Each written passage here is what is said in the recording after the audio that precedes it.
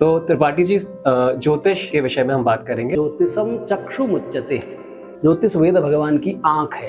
तो आज के समय में ज्योतिष की क्या रेलेवेंस है त्रिपाठी जी? ज्योतिष तो आदि काल से चला हुआ आया है और हमारा जो सनातन धर्म है उसमें कर्म का बड़ा महत्वपूर्ण पक्ष रहता है। बहुत चीजें आपके पिछले जन्म से निर्धारित होती हैं या कनेक्टेड होती हैं। और ज्योतिष में वेद में एक वाक्य आता है कि चंद्रमा मनसो जाता। भारत में हम देखते हैं कि ज्यादातर जब लोग पूछते हैं तो वो फॉर्च्यून टेलिंग या मेरा ये काम कैसे हो जाएगा, नौकरी कैसे लग जाएगी, इस तरीके के सवाल पूछते हैं।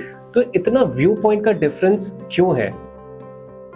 दूसरा ये भी बताइए कि जो हम लाइफ पर्पस की बात करते हैं तो ये ज्योतिष से हमें लाइफ पर्पस क्या पता चलता है और कितना एक्यूरेटली पता चलता है? तो बुध को कहते हैं वो आपके नर्वस सिस्टम का कारक ग्रह है और बृहस्पति कारक है अध्यात्म का। बृहस्पति को गुरु कहते हैं हमारे वहाँ। आप न चाहें फिर भी आप गुरु बनेंगे। आप अच्छे टीचर हो सकते हैं, यूट्यूबर्स भी हो सकते हैं। यूट्यूब की अगर हम बात करें तो उसके लिए जो लोग सक्सेसफुल होते हैं, जो फादर सक्सेसफुल है, तो ऑब्वियस रहता है कि उनके बच्चे उसी फील्ड में जाएंगे जी।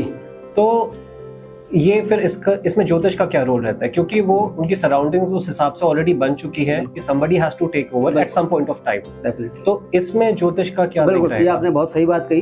लोग कहते हैं कि अगर राजीव गांधी नेता थे तो राहुल गांधी अच्छे नेता क्यों नहीं हो पाए? कर्म से हम अपना जो बर्थ चार्ट है या उसका इन्फ्लुएंस जो हम पे है, क्या उसको बदल सकते हैं? अक्सर लोग ये बात पूछते हैं और बहुत बार लोगों का रामायण में एक बहुत सुंदर दोहा आता है, कर्म प्रधान विश्व कर राखा, जो जैसा करहूं तास फल चाखा। जो जैसा कर्म करेगा वैसा उसको फल मिलेगा। लेकिन ज्योतिष में हमारे पास अक्सर लोग आते हैं, कहते हैं कि आप हमारे कुछ कोई रत्न पहना दीजिए, कोई पूजा कर दीजिए, हमारा भाग्य बदल दीजिए। ज्योतिष से हम क्या प्रिडिक्ट कर सकते हैं और क्या नहीं कर सकते हैं? ये दुनिया में अगर आपके पास विद्या है आप सब कुछ पता कर सकते हैं, लेकिन तेरा तुझको अर्पण, ये तो हो गया कि जो तेरा है भगवान ने दिया है वही हम उसको अर्पण कर रहे हैं। फिर कई बार हम सौदेबाजी करने लग जाते हैं कि भगवान ये काम कर दो मेरा। तो मैं ये तो गलत है।